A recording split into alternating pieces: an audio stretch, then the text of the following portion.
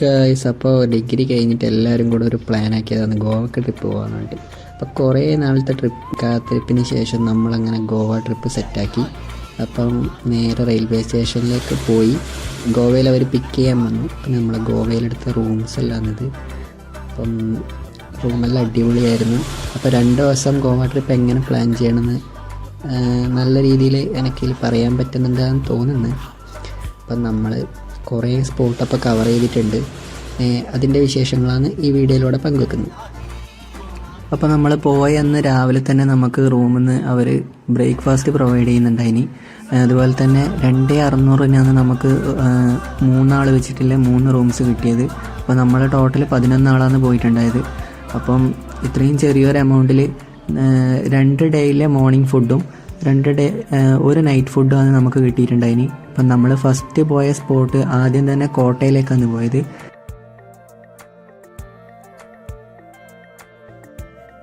ബാഗ ബീച്ചിനടുത്തുള്ള ഒരു റിസോർട്ടിലാണ് നമ്മൾ റൂം എടുത്തിട്ടുണ്ടായത്.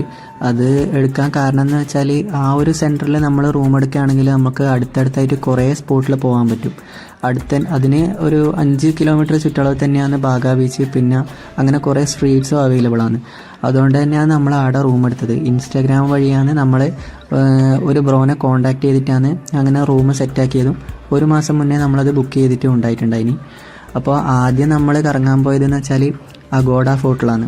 ആ ഫോർട്ടിൽ കുറേ കാര്യങ്ങൾ കാണാനുണ്ടായിനി. ഓഫ് സീസൺ ആണെങ്കിൽ പോലും തിരക്ക് കുറവുണ്ട് എന്നേ ഉള്ളൂ. എല്ലാ കാഴ്ചയും നമുക്ക് വളരെ കൃത്യമായിട്ട് കാണാൻ പറ്റും. മറ്റിടങ്ങളെ പോലെയല്ല, ഓഫ് സീസൺ ആണെന്ന് പറഞ്ഞാലും ഗോവയിൽ എങ്ങനെയായാലും തിരക്ക് തന്നെയാണ്. അടിപൊളി വൈബുമാണ്.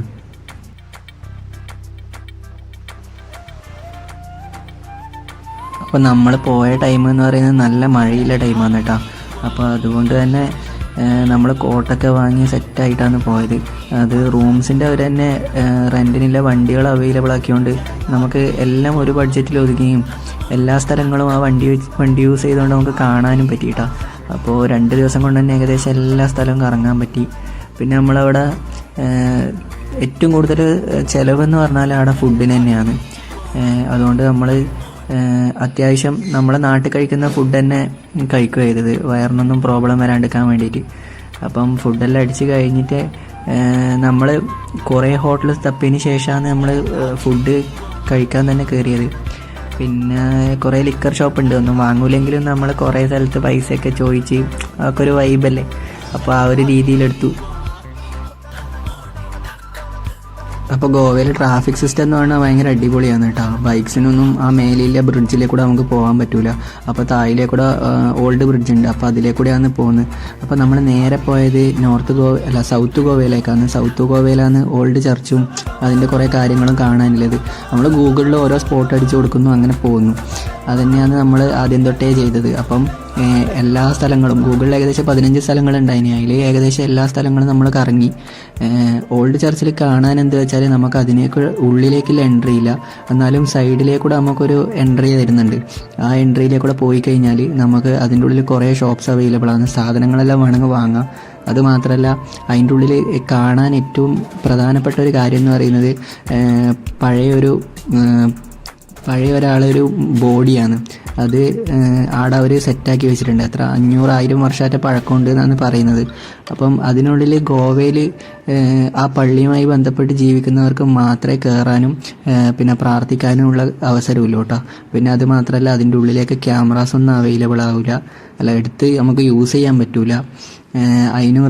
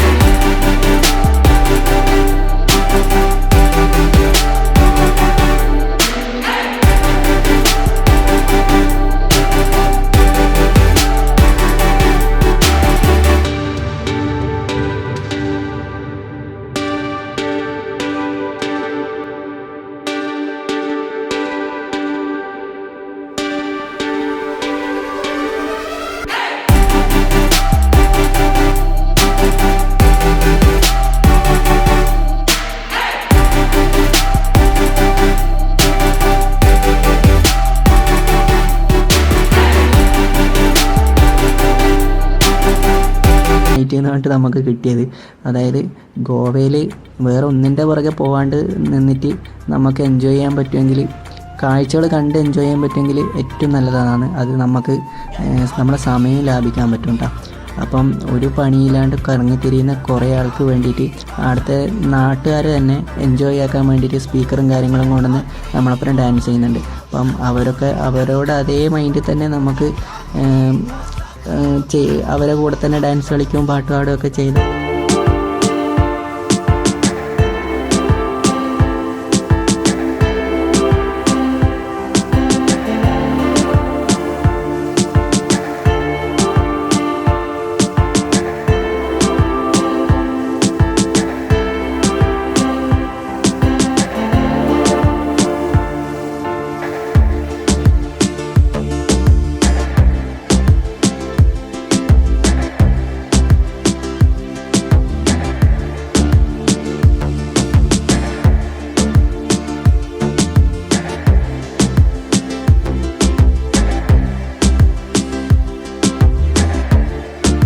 ബ്രേക്ക്ഫാസ്റ്റ് കഴിഞ്ഞിട്ടാണ് നമ്മളിനി അടുത്ത ട്രിപ്പ് എവിടത്തേക്കെല്ലാനാണെന്ന് അവിടുന്ന് പ്ലാൻ ചെയ്യുന്നത് കേട്ടോ. അപ്പോൾ രാവിലെ ഉണ്ടായതെന്ന് പറഞ്ഞാൽ പൂരി, ഭാജി, പിന്നെ അതിൻ്റെ കൂടെ പിന്നെ വേറെ എന്തോ ചപ്പാത്തി, അതിന് പറ്റിയ കറി, ചമ്മന്തി, അങ്ങനെയുള്ള കാര്യങ്ങളെല്ലാം ഉണ്ടായിനി. അപ്പോൾ ഫുഡിനെ പറ്റിയൊന്നും പറയാനില്ല. പിന്നെ ഫുഡ് നമുക്ക് എല്ലാ ടേസ്റ്റും ഇഷ്ടപ്പെടണമെന്നില്ല. അപ്പം നമ്മളെ നാട് പോലെ ഇല്ലല്ലോ. അപ്പോൾ കിട്ടിയ ഫുഡ് വെച്ച് അഡ്ജസ്റ്റ് ചെയ്യുക. അവർ അത്രയെങ്കിലും തരുന്നുണ്ടല്ലോ എന്ന് വെച്ചിട്ട് നമുക്കൊരു സന്തോഷം.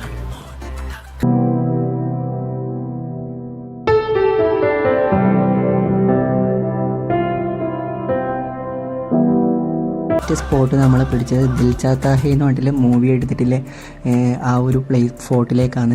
അതെന്ന് വെച്ചാൽ നമ്മൾ ആനന്ദം മൂവിയിലൊക്കെ ഇല്ലേ, അപ്പം അങ്ങനെയുള്ളൊരു പിക്കൊക്കെ എടുക്കാമെന്ന് വെച്ചിട്ടാണ് ആ ഒരു ഗോവയിൽ വന്നാൽ എല്ലാവരും പോകുന്ന ഒരു സ്പോട്ട് തന്നെയാണ്. അപ്പം നേരെ ആ സ്പോട്ടിലേക്കാണ് കേട്ടോ പിടിച്ചത്. രണ്ടാമത്തെ ദിവസം മഴയൊക്കെ മാറി നല്ല കാലാവസ്ഥ തന്നെ വന്നു. അപ്പം ആദ്യത്തെ ദിവസം മഴ, രണ്ടാമത്തെ ദിവസം വെയിൽ.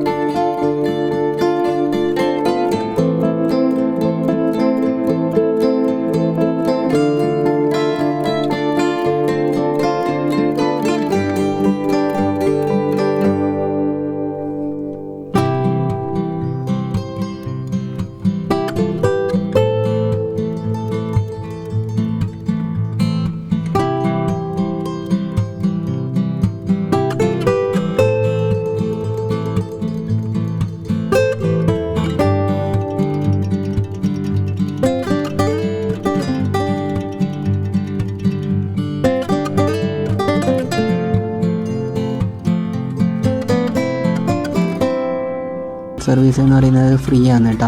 അപ്പോൾ നമ്മളും വിചാരിച്ചില്ല ഇത്രത്തോളം ഫ്രീ ആയിരിക്കുമെന്ന്. അപ്പോൾ നമ്മളെ വണ്ടി കയറ്റിയിട്ട് നമ്മൾ നേരെ ഐലൻഡിലേക്ക് പോവുകയെന്ന്. അപ്പോൾ അവിടെ കാര്യമായിട്ട് കാണാനൊന്നുമില്ല, ചെറിയൊരു ഗ്രാമമാണ്. പിന്നെ ഷോപ്പും കാര്യങ്ങളും ഒന്നുമില്ല. നമ്മളെ കേരളം പോലെ തന്നെ ഒരു മാറ്റമില്ല. കണ്ടും കുളവും അങ്ങനെ കുറേ കാര്യങ്ങളാണ് അവിടെ കാണാനുള്ളത്. അപ്പം അവിടെ നിന്ന് നമ്മൾ പെട്ടെന്ന് തന്നെ തിരിച്ചു വന്നു. അപ്പം ആ നാട് ഏകദേശം കറങ്ങിയിട്ടാണ്. അപ്പം അവിടെ ഒരു അടിപൊളി കുളമുണ്ട് ഐലൻഡിൽ. അപ്പം ചിലരൊക്കെ അവിടെ ബിയറൊക്കെ വാങ്ങിപ്പോയി കുളത്തിലൊക്കെ കുളിച്ച് അങ്ങനെ കളിക്കുന്നതൊക്കെ നമ്മൾ കണ്ടിട്ടുണ്ട്. അപ്പം എന്തായാലും നമ്മളെ നാട്ടിലൊന്നും ഇങ്ങനെ ഒരു സർവീസ് ഇല്ലല്ലോ, ഉണ്ടാവും നമുക്കറിയില്ല. അപ്പോൾ അതൊന്ന് എൻജോയ് ചെയ്യിച്ചിട്ട് വണ്ടി കയറ്റി, ഒന്നുമില്ലെങ്കിൽ ഫ്രീ അല്ലേ, അപ്പം നമ്മൾ അതും കൂടെ ഒന്ന് എക്സ്പ്ലോർ ചെയ്തു. ലേറ്റായി. അപ്പം നമ്മൾ തിരിച്ചു വന്നതിന് ശേഷം ഒരു ഉടുപ്പി ഹോട്ടലിൽ കയറിയിട്ട് അടിപൊളി മസാല ദോശ കഴിച്ചു കൂട്ടാം. ഇങ്ങനെയുള്ള ചില ഹോട്ടൽസിൽ മാത്രമേ കുറച്ച് പൈസ കുറവ് നമുക്ക് പറയാൻ പറ്റൂ ഫുഡിന്, എന്നാലും കൂടുതലാണ്. പിന്നെ നമ്മൾ ഫുഡൊക്കെ കഴിച്ച് കഴിഞ്ഞ് നേരെ ഇറങ്ങിയത് പഞ്ചിം മാർക്കറ്റിലേക്കാണ് കേട്ടോ. മാർക്കറ്റിൽ എന്ന് പറയുന്ന പോലെ നമ്മുടെ നാട്ടിൽ വിൽക്കുന്നില്ല എല്ലാ സാധനങ്ങളും വിൽക്കുന്നുണ്ട്. അതുപോലെ തന്നെ ഫ്രൂട്ട്സുകൾ, പല ടൈപ്പിലെ ഫ്രൂട്ട്സുകളുണ്ട്. വിലയും അത്യാവശ്യം കുറവ് തന്നെയാണ്. പച്ചക്കറികൾ, ഫ്രൂട്ട്സുകൾ അങ്ങനെയാണ്. ഒരു വലിയൊരു ബിൽഡിങ്ങിൽ മൊത്തത്തിലൊരു മാർക്കറ്റ് പോലെയുള്ള സെറ്റപ്പാണ്. അപ്പം ആടെയും കുറേ നേരം കറങ്ങി അടിച്ച് നടന്നു കേട്ടോ.